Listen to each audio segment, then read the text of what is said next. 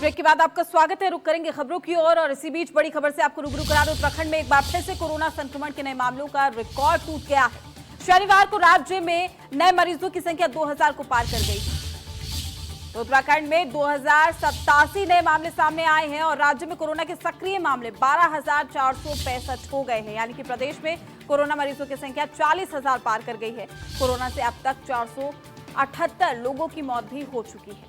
तो कोरोना मरीजों की संख्या 40,000 के पार। लगातार कोरोना का कहर जारी और तेजी से आंकड़ों में इजाफा देखने को मिल रहा है। एक्टिव मरीजों की संख्या 12,465 हुई है। तो उत्तराखंड में फिर से टूटा है कोरोना का रिकॉर्ड। एक दिन में 2000 से ज्यादा नए मरीज सामने आए हैं। कोरोना मरीजों की संख्या 40,000 के पार। कोरोना से अब तक 478 लोगों की मौत हो चुकी है। एक्टिव मरीजों की संख्या 12,465 है। तो देश दुनिया के साथ साथ प्रदेश में भी आंकड़ों में तेजी से इजाफा और साथ ही उत्तराखंड की अगर हम बात करें तो लगातार कोरोना मरीजों की संख्या में बढ़ोतरी देखने को मिल रही है। तमाम कोशिशें प्रशासन की तरफ से, लेकिन बावजूद उसके आंकड़ों में इजाफा।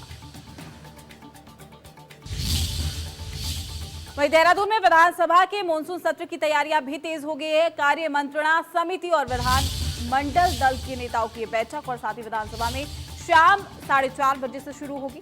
विधानमंडल दल की ये बैठक शाम 5 बजे शुरू होगी। कार्य मंत्रणा समिति की बैठक तो विधानसभा अध्यक्ष प्रेमचंद अग्रवाल की अध्यक्षता में बैठक की जाएगी। बड़ी और अहम जानकारी से आपको रूबरू करा रहे हैं इस वक्त की। तो बड़ी खबर इस वक्त की आपको बता दें, जहां विधानसभा के मानसून सत्र की तैयारियां भी तेज हो गई है और इसी कड़ी में कार्य मंत्रणा समिति और विधानमंडल दल के नेताओं की बैठक विधानसभा में शाम 4:30 बजे शुरू होगी। विधानमंडल दल की ये बैठक और साथ ही शाम को 5 बजे शुरू होगी कार्य मंत्रणा समिति की बैठक। तो विधानसभा अध्यक्ष की अध्यक्षता में बैठक की जाएगी।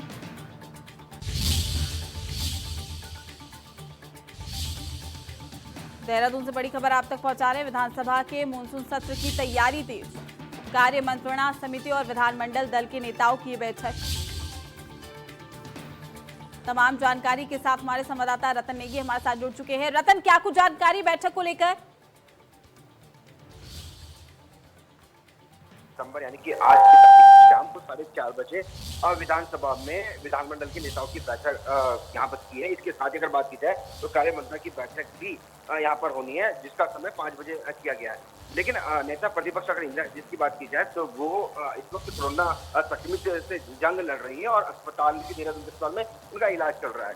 वहीं विधायक हरीश धामी की बात की जाए तो उनका भी यहाँ पर कोरोना संक्रमण की वजह से उनका भी इलाज यहाँ पर चल रहा है। ऐसे में नेता प्रतिपक्ष प्रदेश सत्र के दौरान उपस्थित नहीं होंगे, ना ही आज की बैठक में मौजूद रहेंगे। इसके साथ ही अगर बात की जाए तो विधानसभा मंडल की जो बैठक होने जा रही है और इसके साथ ही जो कार्यमंत्रणा की बैठक होगी, जो जरूरी है लोग वहाँ पर मौजूद हो सकते हैं और जो मौजूद नहीं हो पाएंगे वो इस बैठक में बिल्कुल, शुक्रिया आपको तमाम जानकारी देने के लिए।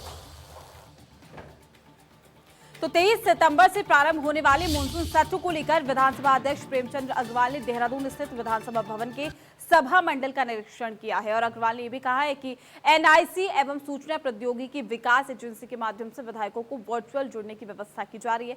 विधानसभा अध्यक्ष ने विधिवत सभा मंडल में इसकी टेस्टिंग भी की है। उन्होंने कहा है कि हर प्रकार से विधायक अपनी बात रख सकेंगे, ऐसी व्यवस्था बनाई जा रही है। कोई भी सदस्य अपनी बात रखने से वंचित नहीं रहेंगे। उन्होंने कहा है कि हर विधायक को अपनी बात रखने का जो मौका है वो प्रत्यक्ष और वर्चुअल माध्यम से मिलेगा। यानी कि अग्रवाल ने यह भी कहा कि विधानसभा सत्र के लिए सभी तैयारियां पूरी की जा चुकी है। उन्होंने कहा है कि कोविड-19 के प्रभाव से बचने के लिए सभी प्रकार से तैयारियां की जा रही है। वहीं देहरादून में विधायकों को विधानसभा अध्यक्ष ने भेजा है पत्र। वर्चुअल तरीके से सत्र में शामिल होने की सहमति और 21 सितंबर तक मांगा गया है सभी विधायकों से जवाब। यानी कि विधानसभा अध्यक्ष ने कहा कि वर्चुअल बैठक ही सुरक्षित है। 23 सितंबर से शुरू होगा उत्तराखंड विधानसभा का मानसून सत्र। उधम सिंह नगर में राज्य कर विभाग की टीम द्वारा काशीपुर, किच्छा और साथ ही रुद्रपुर के कई संस्थानों पर ताबड़तोड़ छापेमारी की गई है। इस दौरान टीम को करोड़ों रुपए की टैक्स चोरी पकड़ी गई है।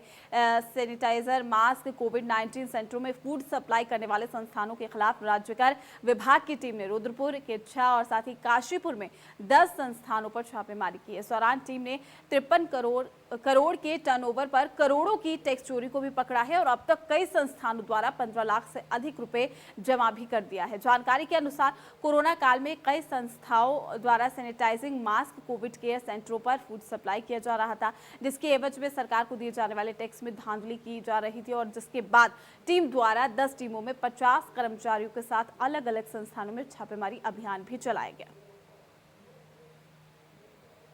चलिए खबरों में आगे बढ़ेंगे, बात करेंगे रुड़की की, जहां पर देवबंद रेलवे लाइन का निर्माण अधर में लटका हुआ है। आपको बता दें कि 691 करोड़ से 28 किलोमीटर रेलवे लाइन बिछाई जानी है, जिसमें 17 किलोमीटर उत्तर प्रदेश और 11 किलोमीटर उत्तराखंड में बनाई जानी है, जो कि 2018 में बनकर तैयार होनी थी। लेकिन भूमि अधिग्रहण के चलते रेलवे लाइन का काम अभी कई जगहों पर लटका हुआ है। किसानों का ये भी कहना है कि 2011 में रेलवे ने 4 गाँव के किसानों को भूमि अधिग्रहण मामले में कहा था कि उनको उचित मुआवजा और परिवार के एक सदस्य को नौकरी देने का लिखित आश्वासन मिला था, लेकिन किसानों को जो आज तक है ना ही नए सर्किल का रेट मिला है और ना ही नौकरी। इसलिए जब तक मांगे पूरी नहीं होगी रेलवे लाइन का काम शुरू नहीं करने दिया जाएगा।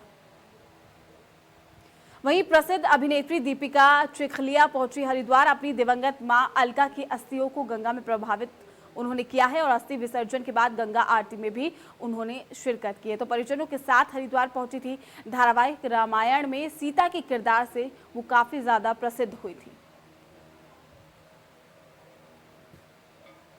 मसूरी छावनी परिषद क्षेत्र में कोल्टी पंप हाउस जाने वाले रास्ते में एक 28 साल के युवक का शव मिलने से क्षेत्र में हड़कंप मच गया। वहीं पूरा मामला संदिग्ध प्रतीत हो रहा है। सूचना मिलते ही मसूरी पुलिस मसूरी कोतवाल देवेंद्र असवाल के नेतृत्व में घटनास्थल पहुंची और शव को कब्जे में लेकर पोस्टमार्टम के लिए भेज दिया है। मसूरी कोतवाल देवेंद्र असवाल ने यह भी बताया कि प्रथम दृश्य में युवक नशे का आदी लग रहा है और हो सकता है कि नशे का ओवरडोज लेने की वजह से उसकी मृत्यु हो गई हो, लेकिन मामले की जांच की जा रही है। उन्होंने बताया कि युवक मसूरी के छावनी परिषद में संविदा में पर्यावरण मित्र का काम करता था। उन्होंने कहा कि मृतक के साथ एक और युवक था, जिससे भी पूछताछ की जा रही है।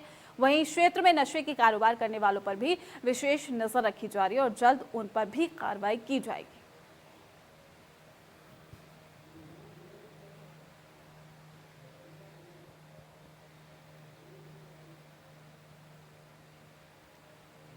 तो युवक का शव मिलने से हड़कंप मच गया है। आपको बता दें कि संदिग्ध परिस्थितियों में युवक की मौत हो गई है। पुलिस पूरे मामले की जांच कर रही है और साथ ही ये कहा जा रहा है कि युवक पर्यावरण मित्र था।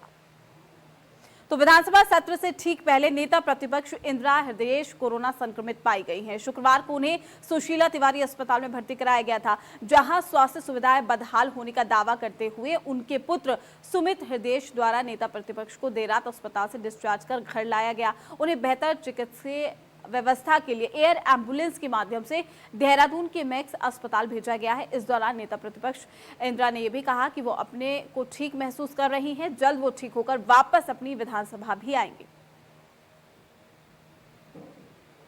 हल्द्वानी पहुंचे उच्च शिक्षा मंत्री धन सिंह रावत ने हायर एजुकेशन डायरेक्टरेट में अधिकारियों के साथ बैठक की और राज्य के महाविद्यालयों में उच्च शिक्षा के स्तर को बेहतर करने और साथ ही कोरोना वायरस के दौर में बेहतर शिक्षा छात्रों को उपलब्ध कैसे कराई जा सके, इस पर दिशा निर्देश दिए। इसके अलावा उच्च शिक्षा मंत्री धन सिंह रावत ने कहा कि वर्तमान में राज्य के सभी सरकारी महाविद्यालयों में 92% शिक्षक उपलब्ध है। राज्य में 105 महाविद्यालयों में 2156 असिस्टेंट प्रोफेसर के पदों के सापेक्ष 1956 असिस्टेंट प्रोफेसर की हो चुकी है। 200 पद जल्द भरे जाएंगे, जिसके बाद उत्तराखंड देश का पहला ऐसा राज्य होगा जहां उच्च शिक्षा में 100% फैकल्टी उपलब्ध होगी। और इसके अलावा राज्य के अब केवल 9 महाविद्यालय ऐसे हैं जहां पर प्राचार्य की नियुक्ति होनी है जल्द। तो बेहतर शिक्षा उपलब्ध कराने के निर्देश दिए गए हैं। उच्च शिक्षा विभाग की हमने एक समीक्षा बैठक यहाँ पे की है और मैं कह सकता हूँ आज कि 2156 पद हमारे असिस्टेंट प्रोफेसर और प्रोफेसरों के पूरे प्रदेश में 105 डिग्री कॉलेज हैं, जिसमें से 1956 लोग अभी तक हमारे आ गए हैं और अब मात्र हमको 200 टीचर और चाहिए और ये 200 प्रोफेसर भी हमारे 30 अक्टूबर तक लोक सेवा आयोग से आ जाएंगे। तो हम ये कह सकते हैं कि इस सत्र में 100% प्रोफेसर हम अपने कॉलेज और विश्वविद्यालय को दें। और देश का पहला राज्य उत्तराखंड है जहाँ की आज भी लगभग 92% असिस्टेंट प्रोफेसर हमारे कॉलेजों में कार्यरत हैं। हरिद्वार में द विजडम ग्लोबल स्कूल के खिलाफ अभिभावकों का आक्रोश बढ़ता ही जा रहा है। अभिभावकों ने स्कूल के सामने स्कूल प्रबंधन और प्रिंसिपल के खिलाफ नाराजगी और ट्यूशन फीस रिवाइज करने के साथ अपनी कई मांगे भी रखी। अभिभावकों के धरने में नगर निगम की मेयर अनीता शर्मा के पति और वरिष्ठ कांग्रेसी अशोक शर्मा ने शामिल होकर अपना समर्थन दिया है। दरअसल स्कूल प्रबंधन ने फीस न जमा करने वाले छात्रों की ऑनलाइन क्लासेस बंद कर दी है, जबकि कोरोना काल में राज्य सरकार के शासनादेश के अनुसार स्कूल प्रबंधन अभिभावकों पर फीस के लिए दबाव नहीं डाल सकते हैं। बावजूद इसके शासनादेश को ताक पर रखकर स्कूल प्रबंधन ने फीस न जमा करने वाले बच्चों की ऑनलाइन क्लास बंद कर दी है, जिसके बाद अभिभावकों में आक्रोश देखने को मिल रहा है। हरिद्वार में बीजेपी द्वारा स्वच्छता अभियान चलाया गया है। हरिद्वार पहुंचे बीजेपी के राष्ट्रीय मंत्री सुनील देवधर, प्रदेश के संगठन मंत्री अजय कुमार सहित जिले के पदाधिकारी और कार्यकर्ता भी शामिल होकर स्वच्छता अभियान उन्होंने चलाया। आपको बता दें कि प्रधानमंत्री नरेंद्र मोदी के 70वें जन्मदिन के मौके पर बीजेपी द्वारा सेवा सप्ताह मनाया जा रहा है और इसी के तहत भीमगोड़ा के पास विवेकानंद पार्क में बीजेपी ने स्वच्छता अभियान चलाया है। तो अभियान में राष्ट्रीय मंत्री सुनील देवधर ने भी शामिल होकर सफाई की। इस मौके पर सुनील देवधर ने कहा है कि देश में किसानों के नाम पर जो लोग हंगामा कर रहे हैं वो हारे हुए राजनीतिज्ञ हैं। बिचौलियों का साथ देने वाले कुछ लोग इसे आंदोलन का रूप देने का प्रयास कर रहे हैं, लेकिन उन्हें सफलता नहीं मिल रही है। वास्तव में अगर किसानों को कोई भ्रम हो गया है तो बीजेपी के कार्यकर्ता उन्हें समझाने में सक्षम है। खबरों में आगे बढ़ेंगे, बात करेंगे काशीपुर में बाजपुर रोड स्थित कृषि विज्ञान केंद्र में आयोजित पोषण संबंधी प्रशिक्षण कार्यक्रम में मुख्य अतिथि के तौर पर पंतनगर कृषि विश्वविद्यालय के निदेशक डॉक्टर ए.के. शर्मा, काशीपुर उप जिलाधिकारी कुमार ने शिरकत की है। इस मौके पर पंतनगर कृषि विश्वविद्यालय के निदेशक डॉक्टर ए.के. शर्मा ने बताया कि यह कार्यक्रम पूरे महीने चलेगा, जो कि पोषण से संबंधित है। कार्यक्रम का मुख्य उद्देश्य देश भर में फैली कुपोषण की समस्या का समाधान निकालना है, जिसके लिए आंगनबाड़ी कार्यकर्ताओं के अलावा आशा वर्कर समेत विभिन्न एनजीओ के माध्यम से पोषण से संबंधित कार्यक्रमों को आम जन तक पहुंचाना है। उन्होंने कहा है कि आंगनबाड़ी कार्यकर्ता धरातल पर काम करती है और इसलिए आंगनबाड़ी कार्यकर्ताओं को इसका प्रशिक्षण देने की बहुत आवश्यकता है। इसको प्रशिक्षित करने के बाद ही इनको पोषण के क्षेत्र में अपने लक्ष्य तक पहुंच सकते हैं। तो आंगनबाड़ी कार्यकर्ताओं को प्रशिक्षण भी दिया जाएगा ताकि कुपोषण को जड़ से खत्म किया जा सके। मसूरी शिफन कोट के 84 परिवारों को विस्थापित करने की राजनीति लगातार की जा रही है। वहीं कई नेता इस मुद्दे को राजनीतिक तरीके से भुनाने की कोशिश भी कर रहे हैं, जिसको लेकर बीजेपी के नेता रविंद्र जुगरान मसूरी पहुंचे और सरकार से शिफन कोट से बेघर हुए लोगों को तत्काल विस्थापित करने की मांग भी की गई। रविंद्र जुगरान अपनी ही सरकार और मुख्यमंत्री त्रिवेंद्र सिंह रावत पर जमकर हमला उन्होंने बोला। उन्होंने कहा कि मुख्यमंत्री को मानवीय आधार पर इन लोगों को विस्थापित करने की कार्रवाई करनी चाहिए थी, लेकिन ऐसा नहीं हुआ है। वहीं मानव अधिकार आयोग भी आंख बंद करके बैठा हुआ है। ऐसे में मानव अधिकार आयोग सफेद हाथी साबित हो रहा है। तो बेघर हुए लोगों को विस्थापित करने को लेकर ये राजनीति गर्मा गई है और लगातार इस पर राजनीतिक रोटियां भी सेकी जा रही है। बीजेपी नेता ने लोगों को विस्थापित करने की जो मांग है उसको उठा दिया है एक बार फिर से। तो शिफन में राजनीति हो रही है। शिफन कोट में 84 परिवारों को बेघर किया गया था, जिसके बाद परिवारों का कहना है कि वो दर दर की ठोकरें खा रहे हैं, सड़कों पर रहने पर मजबूर है और इसी कड़ी में अब उनको समर्थन मिलता हुआ नजर आ रहा है। तो एम्स ऋषिकेश के स्त्री रोग विभाग के चिकित्सकों ने 24 साल की युवती के शरीर में 41 किलोग्राम के ओवरियन ट्यूमर का सफलतापूर्वक ऑपरेशन कर उसे जीवन दान दिया है। ओवरियन कैंसर ट्यूमर का ये अभी तक का सबसे बड़ा मामला है। आपको बता दें कि बिजनौर की रहने वाली एक युवती पिछले दिनों पेट में गांठ और दर्द की शिकायत लेकर एम्स ऋषिकेश में पहुंची थी। एम्स के स्त्री रोग विभाग के विशेषज्ञ डॉक्टर्स ने जांच में पाया कि युवती के पेट में 41 किलोग्राम का ओवरियन ट्यूमर है। ऐसे में युवती की जान बचाने की भी चुनौती डॉक्टर्स के सामने थी। इस पूरे मामले में जानकारी देते हुए एम्स अस्पताल प्रशासन के डीन प्रोफेसर यूबी मिश्रा ने बताया कि ये सर्जरी बड़ी जटिल थी, जो डॉक्टर्स की मेहनत से सफल हो गई। तो 41 किलोग्राम के ट्यूमर का ऑपरेशन किया गया। बायोमेडिकल वेस्ट की अनुमति नहीं लेने वाले 62 अस्पतालों को प्रदूषण नियंत्रण बोर्ड ने नोटिस जारी किया है। आपको बता दें कि अस्पतालों से निकलने वाला बायोमेडिकल वेस्ट का कलेक्शन और निस्तारण होना जरूरी है ताकि अस्पतालों में साफ सफाई बनी रहे, बायोमेडिकल वेस्ट का निस्तारण हो सके। वहीं पिछले दिनों इस बारे में डॉक्टर्स के साथ प्रदूषण नियंत्रण बोर्ड ने एक सेमिनार का भी आयोजन किया था, जिसमें बायोमेडिकल वेस्ट के बारे में जानकारी भी दी गई थी। प्रदूषण नियंत्रण बोर्ड के क्षेत्र अधिकारी का यह भी कहना है कि बोर्ड में अनुमति लेना जरूरी है। अगर कोई अस्पताल अनुमति नहीं लेता है तो उस पर 50,000 अर्थदंड वसूला जाएगा। तो 62 अस्पतालों को एनजीटी का ये नोटिस मिला है। बायोमेडिकल वेस्ट का निस्तारण ना होने से कार्रवाई की गई है। तो एनजीटी ने अस्पतालों को मेडिकल वेस्ट की जानकारी भी दी थी, लेकिन जिन अस्पताल ने इनको फॉलो नहीं किया, अब उनको अर्थदंड भी देना पड़ेगा।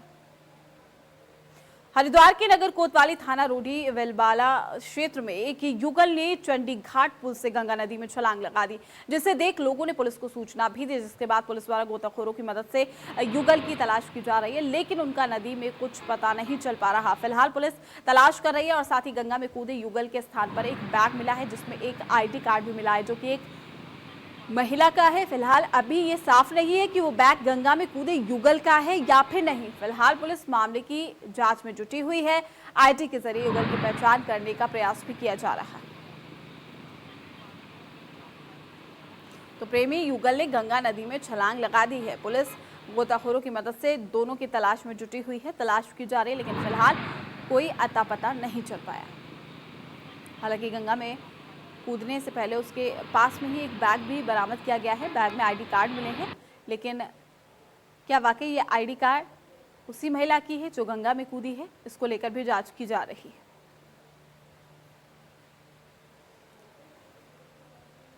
तो पुलिस गोताखोरों की मदद से दोनों की तलाश में जुटी हुई है। गंगा में कूदने के स्थान पर बैग भी बरामद किया गया है। तो बैग में ID कार्ड से दोनों की पहचान भी की जा रही है।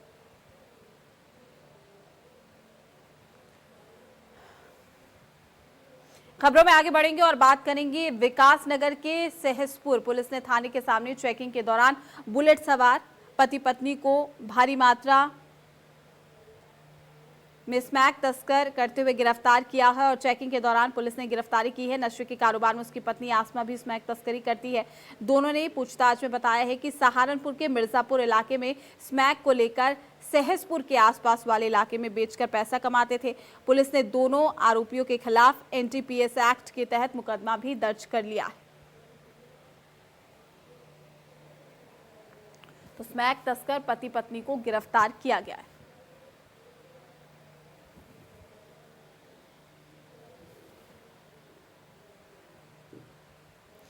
तो पुलिस ने आरोपी पति पत्नी को जेल भेज दिया, लेकिन पूछताछ अभी भी जारी है और साथ ही ये नेटवर्क और भी बड़ा हो सकता है। चेकिंग के दौरान पुलिस ने गिरफ्तार किया स्मैक तस्कर है ये दोनों पति पत्नी, जगह जगह स्मैक की सप्लाई करते थे। विकास नगर का ये पूरा मामला है। तो चेकिंग के दौरान पुलिस ने गिरफ्तार किया है। तो स्मैक तस्कर को गिरफ्तार किया गया और दोनों से पूछताछ भी की गई और साथ ही उनको जेल भेज दिया गया है। विकास नगर के सभावाला गांव में उस वक्त अफरा तफरी मच गई जब रिहायशी इलाके में परचून की दुकान में एक भारी भरकम कोबरा सांप घुस गया। जहरीले कोबरा सांप को देखते ही लोगों के होश उड़ गए। स्थानीय लोगों ने तुरंत इसकी सूचना वन विभाग की टीम को दी और सूचना पर टिमली रेंज से वन दरोगा JS नोटियाल अपनी टीम के साथ मौके पर पहुंचे और काफी मशक्कत से रेस्क्यू करके कोबरा प्रजाति के इस भारी भरकम जहरीले सांप को पकड़ लिया गया है। और रेस्क्यू के बाद इस 5 फीट लंबे सांप को विभाग की टीम ने टिमली रेंज के घने जंगल में छोड़ दिया। सांप ने के पकड़ में आने के बाद ही स्थानीय लोगों ने राहत की सांस ली। तो जहरीला कोबरा सांप जिसे पकड़ा गया, परचून की दुकान में घुसा था ये कोबरा सांप। विकास नगर का पूरा मामला है। हालांकि स्थानीय लोगों ने जैसे ही सांप को देखा, वन विभाग को इसकी सूचना दे दी। वन विभाग ने कोबरा को रेस्क्यू किया।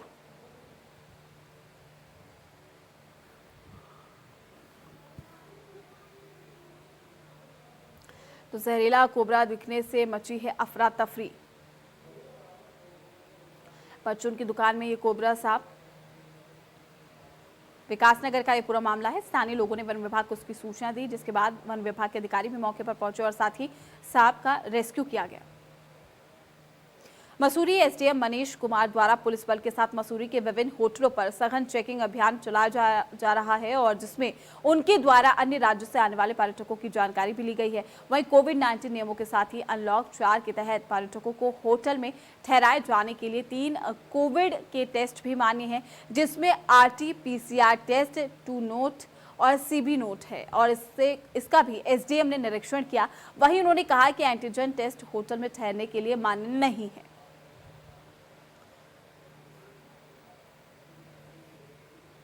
तो कोविड-19 के नियमों की यहां पर जानकारी दी गई है मसूरी में और साथ ही इसको लेकर जायजा भी लिया गया। जो मसूरी क्षेत्र है ये पर्यटन दृष्टि के बड़ा महत्वपूर्ण है और यहाँ पे लगातार जो है सैलानियों का आना जाना हो रहा है, परंतु जो वर्तमान स्थिति है उसमें कोविड-19 के जो मामले हैं वो लगातार बढ़ रहे हैं। तो उसी के क्रम में माननीय जिलाधिकारी महोदय और जो हमारा रेगुलर जो इंस्पेक्शन चल रहा है उनके आदेश के क्रम में हमने इसको कुछ होटल्स को आज आवश्यक रूप से निरीक्षण। खबरों में आगे बढ़ेंगे, बात करेंगे जौनपुर की, जहां पर दबंगों की दबंगई देखने को मिली है और जौनपुर में पिता पुत्र को दबंगों ने गोली मारी है। इस रिपोर्ट में देखिए। लाइव हत्याकांड का वीडियो वायरल। दबंगों ने पिता पुत्र को सरेआम मारी गोली। पुरानी रंजिश को लेकर हुआ विवाद। जौनपुर से बेखौफ दबंगों का लाइव हत्याकांड का एक बीभत्स वीडियो वायरल हो रहा है, जो दिल दहला देने वाला है। पूरा मामला शाहगंज कोतवाली थाना क्षेत्र के भरौली गांव का है। भरौली गांव के रहने वाले इश्तियाक की अपने पड़ोसी से किसी बात को लेकर पुरानी रंजिश चली आ रही थी। शनिवार को एक बार फिर दोनों पक्षों में विवाद हो गया। आरोप है कि विपक्षी ने अवैध असलहे से ताबड़तोड़ गोलियां बरसा दी। इस वारदात में इश्तियाक और उसामा गंभीर रूप से घायल हो गए।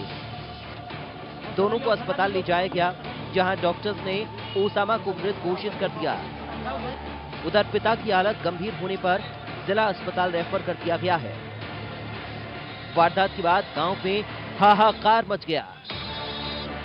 घटना के बाद एक वीडियो सोशल मीडिया पर तेजी से वायरल हो रहा है। गोली लगी हुई थी, एक तो सीने के पास, एक जो है गर्दन के पास, नेक के पास लगी हुई थी, आगे की साइड जो है। तो जो पहला वाला केस था वो तो एक्सपायर कर गए थे, दूसरे वाले जो है हमने फर्स्ट एड करके जो है उनको जिला अस्पताल के लिए रेफर कर दिया है। इस पूरे घटनाक्रम को लेकर एसपी ने बताया कि तारिक को गिरफ्तार करने के लिए पुलिस की टीमें बनाई गई हैं। जल्द ही आरोपी को गिरफ्तार कर लिया जाएगा। सूचना मिलने पर मौके पर पहुंची पुलिस ने शव को कब्जे में लेकर पोस्टमार्टम के लिए भेज दिया। पुलिस आरोपी की तलाश में छापेमारी कर रही है। वहीं मृतक के घर में कोहराम मचा हुआ है।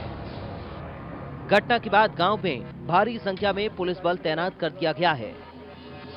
थाना शाहगंज के अंतर्गत ग्राम भरौली में 2 पड़ोसी हैं, इश्तियार, उनका पुत्र उसामा और तारिक। आज किसी बात को लेकर के तारिक और इन दोनों के बाप बेटे के बीच में किसी बात पे लड़ाई झगड़ा हुआ है, जिसमें तारिक ने अपने पिताजी के लाइसेंसी रिवॉल्वर से इश्तिहार और उसामा को गोली मार दी है। इश्तिहार है। 2 टीमें बना करके तारिक को अरेस्ट करने के लिए रवाना कर दी गई हैं। आगे की विधिक कार्रवाई प्रचलित है। बहरहाल यूपी में क्राइम आउट ऑफ कंट्रोल है। इसकी एक और मानगी जौनपुर में देखने को मिली, जहां बेखौफ बदमाशों ने पिता और बेटे को सरेआम गोली मार दी। वीडियो वायरल होने के बाद पुलिस दबंग पड़ोसियों की तलाश में जुट गई है। अब देखना होगा कि पुलिस आरोपियों को कब तक गिरफ्तार कर पाती है। जौनपुर से राजन मिश्रा की रिपोर्ट, इंडिया न्यूज। गोंडा के एसपी राजकरण नैयर को जिले की कमान सौंपी गई। बावजूद उसके जौनपुर में अपराध का ग्राफ कम होने का नाम नहीं ले रहा। अभी कुछ दिनों पहले ही सरपतहा में ग्राम प्रधान की गोली मारकर हत्या कर दी गई। मुगरा बादशाहपुर में स्टेट बैंक की ग्राहक सेवा केंद्र से दिन दहाड़े लूट की वारदात सामने आई, तो वहीं बदलापुर में ट्रक ड्राइवर को जिंदा जलाने का मामला सामने आया। इसके बाद आज शाहगंज में दबंगों द्वारा पुरानी रंजिश को लेकर जिस तरह से पिता पुत्र को गोली मारी गई और वारदात में पुत्र की मौत हो गई, उससे पूरा जिला सहमसा गया है। एक बार फिर से ये साबित हो गया है कि जिले में कानून व्यवस्था की नाम की कोई चीज नहीं है। फिलहाल एसपी ने आरोपी को पकड़ने के लिए टीम गठित कर दी है और जल्द ही कानून व्यवस्था को दुरुस्त करने की बात कर रहे हैं। Rajan Mishra, India news, Jaunpur. वहीं कानपुर में एक बार फिर से लव जिहाद का मामला सामने आया है, जिसमें हिंदू बनकर सीधे तौर पर अपने प्रेम जाल में फंसाया है युवक ने। इस रिपोर्ट में देखिए। धर्म बदलकर कोर्ट में की शादी, हिंदू नाम से प्रेम जाल में फंसाया। पहले भी कर चुका है हिंदू लड़की से निकाह। कानपुर के नौबस्ता में लव जिहाद का एक और मामला सामने आया है, जिसमें युवक ने अपना नाम बदलकर छात्रा को प्रेम जाल में फंसाया और बाद में धर्म बदलकर कोर्ट में शादी कर ली। पूरी घटना नौबस्ता के हंसपुरम इलाके की है, जहां पॉलिटेक्निक की एक छात्रा 7 महीने पहले फोन पर गुस्सा हो रही थी। जब पिता ने बेटी से इसके बारे में बात की तो उसने बताया कि राहुल विश्वकर्मा नाम के एक युवक से उसकी दोस्ती है। पिता ने उसके बाद फोन कर जानकारी ली तो युवक ने अपना नाम मुख्तार अहमद बताया। पिता ये सुनकर हैरान हो गए, जिसके बाद उन्होंने बेटी का फोन ले लिया। 2 दिन बाद युवक उसके घर आ गया और बेटी से कोर्ट में शादी हो जाने की बात कही, जिसके बाद युवक ने बेटी का हाथ दिखाया जिसमें मुख्तार अहमद नाम लिखा था। दोनों 7 महीने पहले ही कोर्ट में शादी कर चुके थे। राहुल नाम बताया था हमें, हमारी दोस्ती हो गई।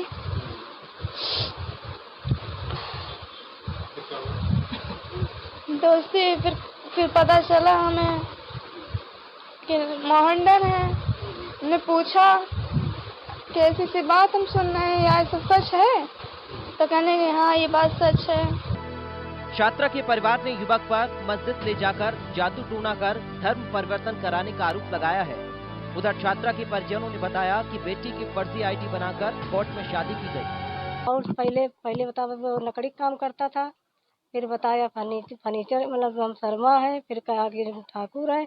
और इसके बाद में जब इसको प्यार मोहब्बत में खूब इसने फंसा लिया, करा धरा के खूब उसकी बुद्धि बिल्कुल फेल करा के, तब जो है इसके बाद में तब जब उसको पता चला तो भैया तो वो कुछ कर ना पाई। अब हम